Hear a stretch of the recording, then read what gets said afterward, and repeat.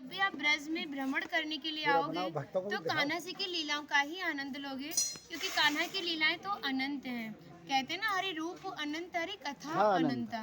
लेकिन जब भी आप भांडीर वन में प्रवेश करोगे, कवि शास्त्रों का अध्ययन करोगे या किसी के मुखार विंद से श्रवण करोगे तो ज्ञात होगा कि भांडीर वन में एकमात्र लीला नहीं है, यहाँ पे हमारी 14 लीलाओं का उल्लेख है। प्रथम लीला श्री जी के विवाह की मानी जाती है, लेकिन सबसे बड़ा ग्रंथ श्रीमद् भागवत जी को माना जाता है। आपने उसका अध्ययन श्रवण किया हो तो राधा रानी का नाम उसमें आता है, नहीं आता? श्रीमद् भागवत में नहीं आता। नहीं आता, बिल्कुल नहीं आता, क्योंकि सुखदेव जी राधा रानी को परम गुरु मानते थे। जब राधा रानी का नाम ही श्रीमद् भागवत जी में नहीं दिया तो विवाह का उल्लेख कैसे हो सकता है? लेकिन श्रीमद् भागवत जी को छोड़ के 12 ग्रंथ ऐसे हैं जो हमारी लाडली जी के विवाह का उल्लेख करते हैं। लेकिन जिस भांडीर वट के नीचे आप खड़े हो, इसका श्रीमद् भागवत जी के 10वें स्कंद के 18वें अध्याय में 22वां श्लोक कि बृहंतो बाहि मानस्य 4 यंत्रस्य गोदनम भांडीरकम नाम बटम जम्बू कृष्णम प्रोग्राम, यानी वृक्ष द्वापर युग में बहुत विशाल था, 4 योजनों में फैला हुआ था। इसकी जो सीमा थी वो 15 किलोमीटर में थी, तो इसको पंचकोशीय वृक्ष के नाम से भी जानते थे। कान्हा जी इन्हीं की शाखाओं पर चढ़ के यमुना मैया को आर पार किया करते थे। मान्यता है कान्हा जी की जो 9 लाख गाय थी दोपहर के समय इसी वृक्ष के नीचे बैठ के विश्राम करती थी। तो माता जो भी माखन मिर्ची रोटी इत्यादि प्रसादम में रख देती थी, सभी ग्वाल वाल एकत्रित होकर दोपहर का भोजन करते थे।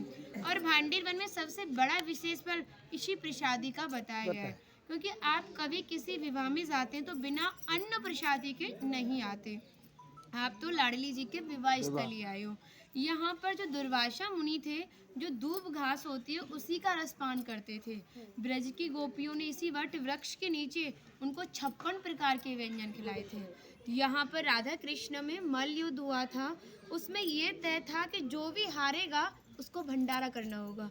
तो जब हमारे कान्हा जी हार गए थे तो ग्वाल वालों के साथ मिलके यहाँ पे भंडारा किया, उसी के नाम पर इसका नाम भांडीर वन पड़ा। यहाँ पर ब्राह्मण पत्नियों ने भी कान्हा जी को भोजन प्रसादी खिलाई है, और ठाकुर जी ने ब्रजवासियों से ये टुकड़े मांग के पाए थे, तभी नाम दिया था इसका मधुकरी। मांग के पाना मतलब मधुकरी। तभी शास्त्रों में ब्रजवासियों को अपना हृदय बताया और कहा कि जब तक ब्रजवासी की कृपा नहीं होगी, ठाकुर जी की कृपा बहुत दूर की बात है।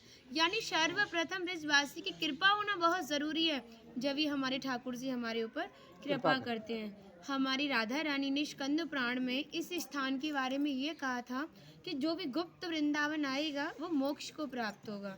यानी भांडीर वन को ही उन्होंने गुप्त वृंदावन कह के संबोधित किया। तो कान्हा बोले, तुम इतनी बड़ी बात को कह रही हो, लोग पाप करेंगे और सीधे दौड़े भांडीर वन चले जाएंगे, क्योंकि आपने तो मोक्ष धाम ही भांडीर वन को कह दिया। तब हमारी लाडली जी ने कहा, नहीं कान्हा, मैं जिस पर विशेष कृपा करूंगी, जिसके प्रति मेरी भक्ति भाव दोनों सच्चे हैं और भक्त मेरी शादी में उपस्थित है। यानी आज से 5,500 वर्ष पूर्व आप इस स्थान पर थे। मनुष्य तो कोई था नहीं, तो अपने आप को कीड़े मकोड़े, घास फूस, पतझड़ इत्यादि अपने आप को मान सकते हो। जो भक्त उनकी शादी में उपस्थित था वो भक्त कई बार वृंदावन आएगा, जब जाके गुप्त वृंदावन आएगा, और डायरेक्टली नहीं, किसी ना किसी के माध्यम से। इस स्थान तक पहुंचने के लिए माध्यम का होना बहुत ज़रूरी है, और सारा श्रेय भी माध्यम को जाता है, क्योंकि माध्यम ही हमें ऐसे दिव्य स्थान पर पहुंचाता है। और जो भी भक्त भांडीर वन में प्रवेश करेगा, प्रवेश करने से जो कान्हा ने 14 लीलाएं भांडीर वन के अंदर की हैं, उनके दर्शन मात्र का फल प्राप्त होगा। और जो भी यहाँ की एक किनका प्रसादी पाएगा और एक रात्रि निवास करेगा, वो इस ब्रज गौलोक धाम से वैकुंठ गौलोक धाम को जाएगा, क्योंकि जो हमारे ठाकुर जी ने गौलोक धाम को इस 84 कोस में ही बांटा है। आप यहाँ पे जो भी दर्शन करोगे वो प्रकृति की देन के हिसाब से और मानव निर्मित दर्शन है, लेकिन आप गौलोक धाम में जो भी दर्शन करोगे वो ठाकुर जी के हिसाब से हैं। जैसे गर्ग संहिता के 6वें अध्याय का नाम है गौलोक खंड, आप उसका अध्ययन करोगे तो भांडीर वट का एक दिव्य वर्णन का अध्ययन करोगे। कहते हैं गौलोक धाम में ब्रजा नदी के किनारे भांडीर वट है, यानी यमुना मैया का नाम ही गौलोक धाम में ब्रजा है। तो यहाँ पर भी आप एक भांडीर वट के दर्शन कर रहे हो। कहते हैं लोकनाथ प्रभु जी ने कहा है कि अगर भक्त इस भांडीर वट का दर्शन कर ले, दर्शन मात्र से, स्पर्श की तो बात बहुत दूर की बात है, दर्शन मात्र से ही उसे दोबारा गर्भ में जाना नहीं पड़ता। यानी भक्त 84 लाख योनियों से मुक्त होकर मोक्ष को प्राप्त करता है। बोलो राधे राधे। राधे। इनका माता जी का नाम है इंदुलेखा, जो भगवान की राधा रानी की 8 सखियां थी उनमें से एक है ना। और कुछ मन नहीं कर रहा, कितनी तारीफ करे, वो है नहीं इसलिए बोल नहीं रहे, मुझे कृपा कारण स्टार्ट कर दिया। हम सब केवल बाजरे की रोटी खिला रही हो, तुम सच में राधा रानी हो। और ऐसा आशीर्वाद दो हम सबको, सच में ऐसा आशीर्वाद दो कि हमारी मैया भी, हमारी सब माताएं भी थोड़ा थोड़ा जिनसे ये मिलें।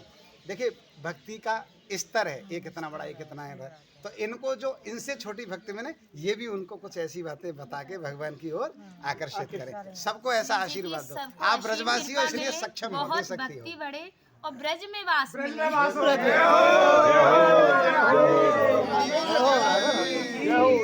से पहले कह दिया आपने।